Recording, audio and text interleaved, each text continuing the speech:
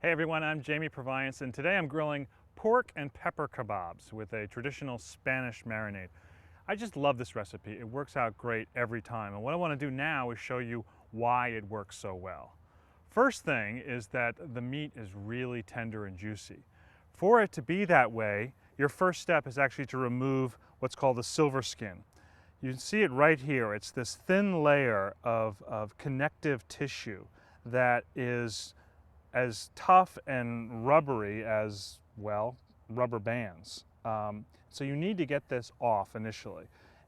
The way to do that is to take a knife and slip it underneath the silver skin, trying not to get into the meat because you want to keep that in place. And then you just run your knife right underneath it, over the meat, and back this way, always facing the blade of the knife away from you, so if you slip, you don't hurt yourself. And now, that's been cleaned off, and it's my first step to making really juicy kebabs. The second thing is the marinade, which features some really wonderful ingredients, including this, ordinary parsley. I mean, most people think of it as ordinary and something you just garnish a plate with, but it actually has a really wonderful herbal flavor, so I use plenty of it. Also, there is this beautiful sherry vinegar. If you didn't have it, you could get away with red wine vinegar, but this has a deeper, richer, smoother, and also smokier quality, which really suits the recipe. Speaking of smoke, I'm also using a smoked paprika. This is made with chili peppers that are dried in the sun and smoked, and they have a lot of intensity. It adds great character to the pork.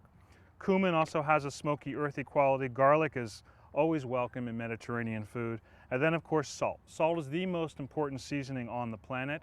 I use it here in the marinade and then again a little bit later. And now I'm ready to grill. The meat has been cubed and marinated for anywhere between 4 to 8 hours and put on skewers with some red and green bell peppers. I've preheated the grill on high, okay? This is really hot because really the third thing that makes this recipe work so well is the char. That flavor on the meat and the vegetables makes a huge difference. And in order to achieve that, you need to lay all that meat on a very hot fire and just let the heat do its thing.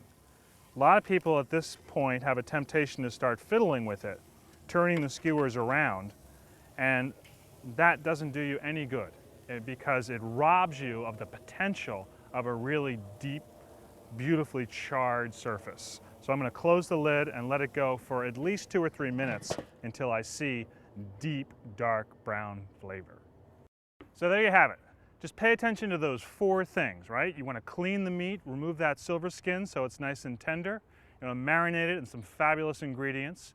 Grill the meat until it's got that nice brown, deep brown char on it. Finish it with a little bit of salt.